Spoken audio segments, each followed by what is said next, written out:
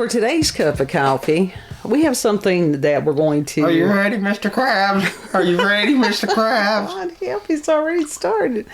We're going to be looking at this from an academic perspective. Yes. That means it's going to go over my head. I don't think it will. I really don't. And this comes from Daily Mail, November 11th of 2022. And this is by Lewis Pennock. And Colorado has voted to decriminalize magic mushrooms and create healing centers where people can get high on the hallucinogenic drug. Now, that being said, we are neither encouraging people or discouraging people. If people are adults... neither condoning or condemning. Exactly. People need to make their own decisions. They need to do their own research. Yes. So that's like I said, we're looking at this from an academic perspective, and perchance like legal perspective, not deep into the legal. I'm good. It says voters passed a ballot that would legalize psychedelic mushrooms for people 21 and over from 2024. So I don't know if it goes into effect in 2024 or what. The way that it's written, it does. And Colorado becomes the second state after Oregon to vote to establish a regulated system for substances like psilocybin and psilocyan. I think it's how you These are say words that I'm not even going to... and the hallucinogens found in some mushrooms. But critics fear the drug could harm communities and question how the state could endorse substances as health treatments which aren't approved by the FDA. There's a lot that is not approved. That's approved by the FDA that should not be. That's exactly right. The vote passed after a pro-mushroom campaign led by Natural Medicine Colorado, which is fronted by Veronica Lightning Horse Perez, a spiritual healer, and Kevin Matthews, a natural medicine advocate, who said his life was transformed by his first trip. Matthews is also created for spearheading a separate campaign to decriminalize mushroom in Denver. In addition to being able to grow and use their own mushrooms, those who want to try the therapy could do so through the newly formed healing centers, which would be allowed to supply clients with mushrooms but not sell them. Okay, like a trade type thing? Well, I don't know. The way that this... Or like this they grow their own. This is written in a very obtuse way. Yeah. So I guess it's one of those that they can't sell them for usage outside of the center, but they can provide usage of the mushroom while the people are in the center. Yeah. It's like a therapeutic dose is what it is. Instead, clients would pay for services of the facilitator at the center. The initiative could take effect in 2024 and will also allow an advisory board to add other plant-based psychedelic drugs to the program in 2026. The psychedelics and mushrooms are listed as Schedule I controlled substances under state and federal law and are defined as drugs with no currently accepted medical use with a high potential for abuse. Even so, the FDA has designated psilocybin a breakthrough therapy to treat major depressive disorder. So they should take it out of the Class 1 category. Yeah. And the designation can expedite research, development, and review of a drug if it might offer substantial improvements over existing treatments. Natural Medicine Colorado called its passage a truly historic moment. And you know, I will put the link in the description box, so I'm just picking out key phrases from this. Supporters argue that the state's current approach to mental health has failed and that naturally occurring psychedelics, which have been used for hundreds of years, can treat depression, PTSD, anxiety, addiction, and other conditions. That's why it was used for thousands of years. They also said jailing people for the nonviolent offense of using naturally occurring substances cost taxpayers money. Not to mention what it does to the people that were convicted of this stuff. Yeah. I mean, that never goes off their record, does it? It never goes out of their spirit or their brain. Because people who have never been inside, one of the corrections industry's facilities. It's traumatizing. Oh, yeah. You need to go just to see what it's like. You can't, the public, they cannot imagine. And psychedelic drugs that are being studied for potential mental health benefits include psilocybin, which is the active ingredient in the magic mushrooms, and it's a powerful hallucinogen. The chemical acts far more quickly than traditional drugs and is being analyzed for use in patients with both depression and PTSD. Psilocybin helps encourage neuroplasticity and is thought to quiet down the default mode network in the brain and activate the salience network that is involved in medication. Probably meditation too. Yeah. There have been several large clinical trials for psilocybin at higher doses. And MDMA, and that one's called Molly, is being researched for possible treatment of PTSD. And it appears to quiet activity in the amygdala and the hippocampus regions of the brain involved in emotional processing and fear responses, which are overactive in those with PTSD. That's pretty huge right there. Patients participating in some MDMA trials take a dose of the drug and remain in an 8-hour session with 2 therapists who guide their experience. Now that's key right there, that they've got, trained professionals being with them. Yeah. And then LSD, and that's the psychedelic compound that has a similar structure to the brain chemical serotonin. LSD's discovery played a role in our discovery of how serotonin works in the brain and why imbalances of the neurochemical are involved in depression and anxiety. Trials have looked at using LSD-assisted therapy to treat anxiety. And that being said, and I'll put the link to this also, it says through the 1950s, the potential therapeutic effects of LSD were studied in the United States and in Europe, and after the Controlled Substances Act became law in 1970, the main agency which provides grants for research on psychedelics and the National Institute of Mental Health stopped funding the studies into their therapeutic potential. Yeah. Because they didn't want that. No, it says at the same time... Because back then, mental health also was very taboo. Oh, yeah, you had a lot of these people coming back from Vietnam. Yeah. It says at the same time getting approval from the Drug Enforcement Agency, the infamous DEA, to possess some of the drug, even for preclinical studies, became nearly impossible to obtain. So they just shut it all down. As a result, research into the therapeutic uses of psychedelics, including LSD, stopped abruptly. Because they knew that it would help people. Sure. They knew that psychedelics could help people, and so they did not want that. Right. And that little bit came from Lauren Mackenzie Reynolds, and that she's from McGill University, and that was written July 24th of 2018. And it's a website called Massive Science. So it's a quick little read. It's like a 2 or 3 minute little read that tells you the history of some of this stuff. And even though LSD and such was used during MK Ultra. My God. Yeah. So there's a lot of potential for these substances to be used to bring healing rather than harm. Yeah. And I'm not familiar with these substances. I have not tried them, personally, because, there is a lot of myth and also scary stuff. People talk about having bad trips. Yeah. And that was enough to sit there and go, no, because I know how my mind works. Mm-hmm.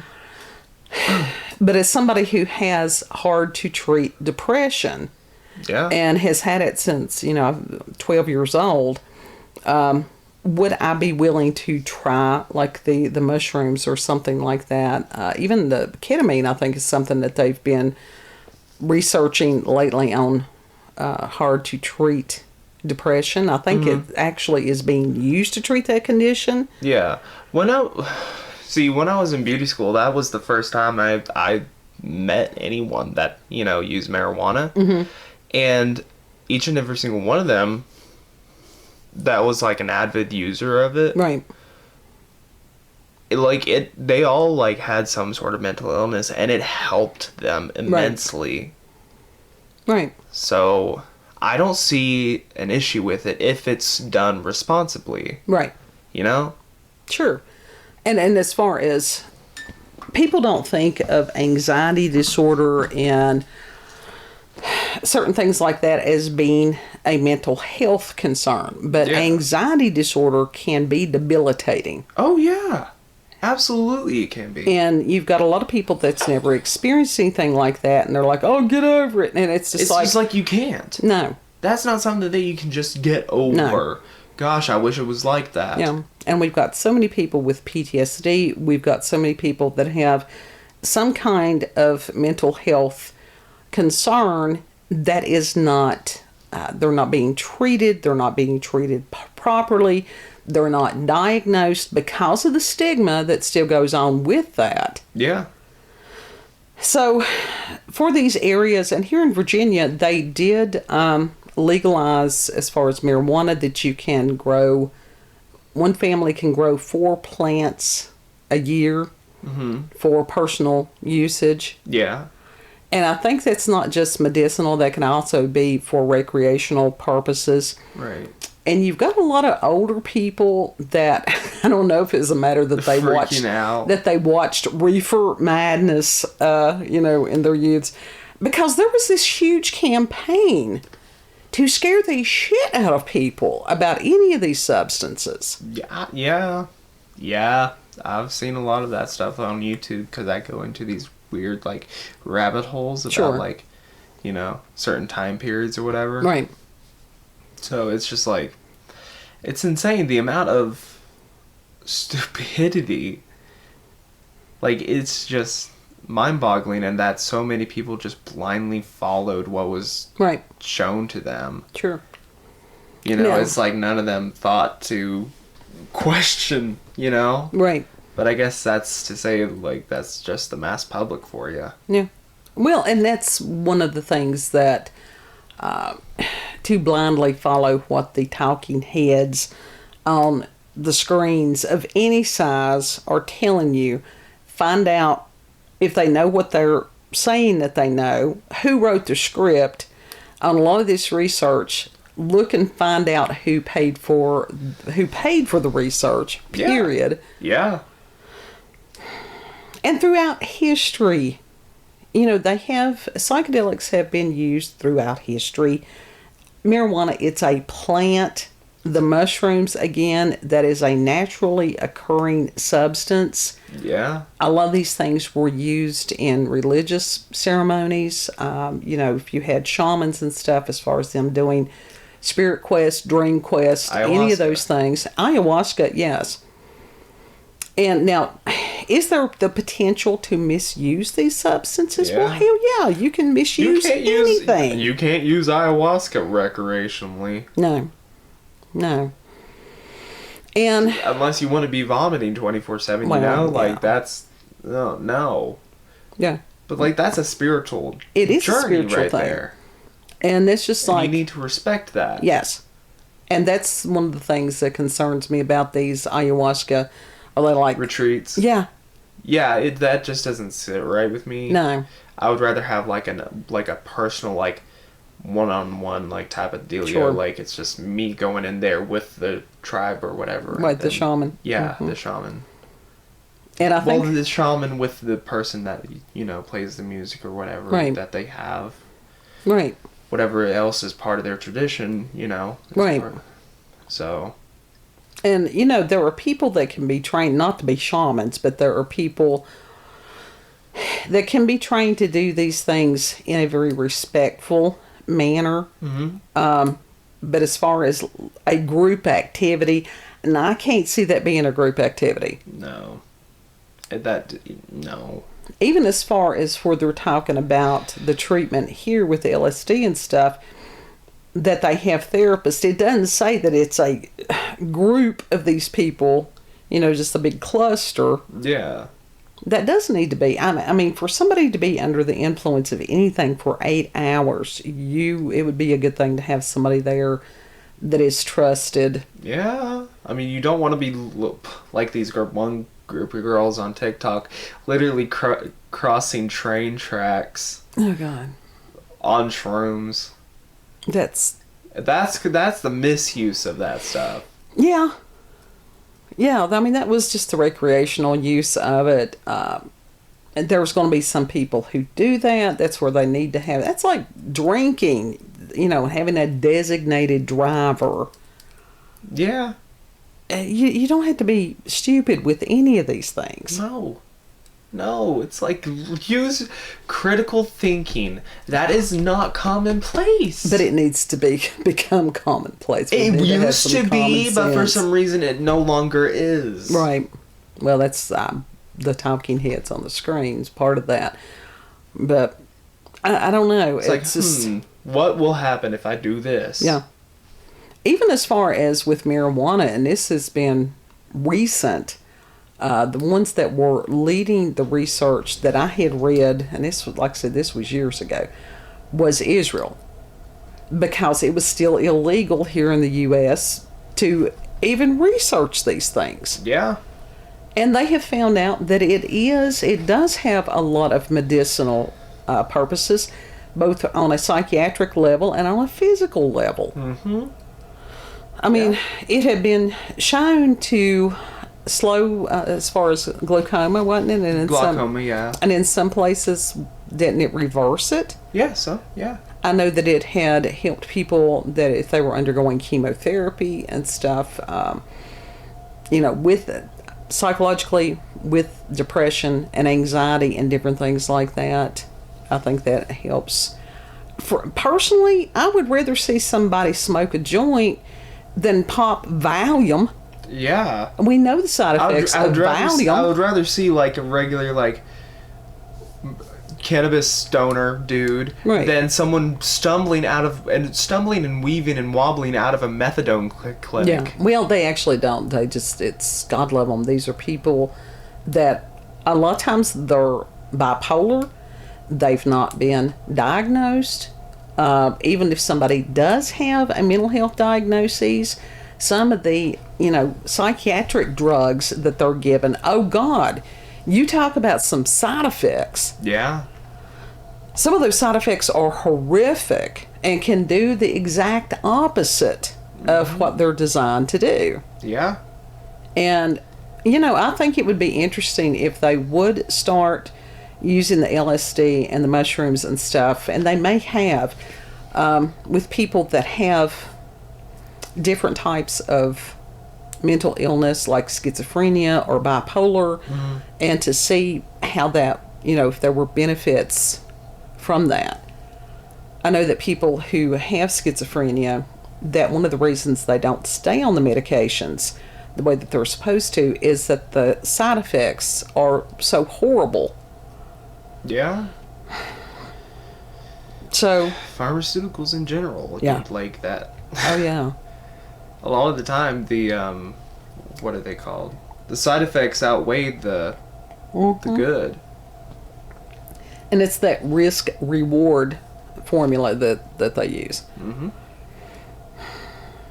So it's just a bunch of stupidity, honestly. I think that this actually is a really good thing that they have decriminalized it. Oh, now? Yeah. As far as federal government and all these other places, once a law goes on the books, it is like pulling teeth to try to get those laws taken off the books. Instead, they just add laws on it that nullify that previous law when it could have just been taken out. Well, the shit needs to be rewritten each and every time. Yeah.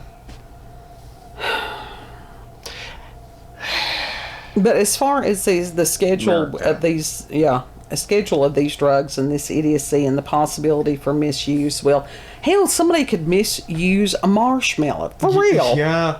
Chubby Bunny. What was Chubby Bunny? Literally, you shove marshmallows in your mouth, and each one you have to say Chubby Bunny, and so you have to get... That's a choking hazard. Yeah. Oh, God. Yeah, that was a really old challenge. Really old challenge. My God, I think that was 20... I don't know. I'm glad I missed 2012, 2011. So, I don't know. It may be 2012, 2013. I don't know. Stupid people are always going to be stupid. Yeah. People that intend to misuse something they're always going to be there. That's why you let natural selection take its course and just let it have cleaners. Cleaners. You have the cleaners. I think it's called reality. No, the cleaners are the ones scraping the stupid people off the streets. But or wherever they are. I actually think that this is, and people's like, what does this have to do with any kind of paranormal? Well, the people that I have spoken with that have shared their stories of what happened to them when they had taken some of these substances, they're rather incredible. Yeah. And as far as being able to see in other realms and other dimensions, and even seeing this dimension in a different way, had really changed the focus of their life. And the ones that I had heard had been for the betterment. Now, if people have taken these substances and they've had really horrible experiences, please share those with us also. Mm-hmm. You know, this is a non-judgmental place on such like that. If you want that shared in a video, we'll do it, and if you don't, that's perfectly fine. Yeah. I do this partially for my own edification. Mm-hmm. Because it does fascinate me that these can be spiritual experiences, and like I said, to see into other realms. Yeah. I mean, think. People see, like, for example, the sky blooming and, like, trees, like, spinning or whatever as the, like, melting. Right. And I think that's... like, the sky melts around it. Like, that's, like, art. Yeah. Like, think. You're seeing moving art. Yeah. But what I want to know is there an antidote if somebody is having a bad experience? No. Because could that be more harmful mentally for somebody? Oh, yeah. A bad trip can definitely be, like, you know, mentally harmful. That's the downside of, like, LSD. Like, yeah, There has to be something to counteract it. It's just like most pharmaceuticals, if you have a bad reaction, you can take Benadryl. That is one of the things that counteracts it. That may not be true on everything. This is just my experience. This is my discussion with my pharmacist about the things I'm taking. Yeah. You have to put a disclaimer on every damn thing that you say these days. Right. But there's bound to be something rather than having to ride that out for 8 hours if you are having a very negative experience. Mm-hmm. And maybe that's where the therapists come in to help somebody work through that negative experience. Yeah. But there's a lot of research. I can see the good in it. I really can. There's a lot of good research questions to ask on this. If you've got somebody that had been highly traumatized in whatever way, you know, if they can articulate their experience, you know, during the process, that you can gain a lot of knowledge from that. And the thing is, there's a lot of other natural hallucinogenics that are non-harmful to you. Yeah. Oh, yeah. Like, there are actual, like, marijuana alternatives. Well, they're not really alternatives, but they give some very similar effects. Right. Well, it's just, when you've got a government that is trying to regulate plants and naturally occurring substances... That's them trying to overstep God. Absolutely. But they've been trying to do that for a long time. That's a massive problem, and we've got a strong push towards totalitarianism everywhere. Yeah. It's a scary time. It is a scary time. I try to escape this time right now. Try to, you know, for a little bit. Why do we go back to that? Because that's the reality that we're living in right now. And the thing is, if somebody is able to use one of these substances and see a way out, or see different ways that people can view the planet or the situations that we're in or whatever, let them. Yeah. You know? Yeah. And like I said, we're not, condoning nor condemning. It was just interesting. I think that there's a lot of people that have, just a totally different worldview after having some of these experiences. Yeah. It wasn't that they sat there and did that every day. Some of them, it was just a once-in-a-lifetime thing. Yeah. I mean, That's all they needed. Like, for example, ayahuasca. Some people just try it once and then they're done. Yeah. Like, that's it. That's all they need. Yeah, I can see that. I can, coffee slurp. See, that's the sound effects that you need. No, that would be me spitting and spewing and getting choked. So we're interested in people's views on this. Experiences. You can either email us or you can put that in the comment section. One of the great things about the internet is that in an anonymity factor, and I enjoy reading other people's comments about these things because I have very limited knowledge. I'm one of the few people that is allergic to marijuana. Tragic. Yeah, I've even had physicians tell me that. It's like, damn, it's too bad you can't use that. It's like, no. I get it. It's a condition. It's called white out. And that's not fun. That is not fun for me. So, if you've had experiences with the paranormal, supernatural, encounters with UFOs, aliens, cryptids, your experiences with or without substances, like I said, that's all welcome here. An email address is cupofcoffeewithscream@gmail.com, and the links will be in the description box. Yes. Know that you're loved just for you being here. Yes, and if you like this video, don't forget to like, share, comment, and most of all, subscribe and click that notification button for daily notifications of our daily uploads. Thank you all, and have a good. And we'll see you on the next cut. Yes. Bye.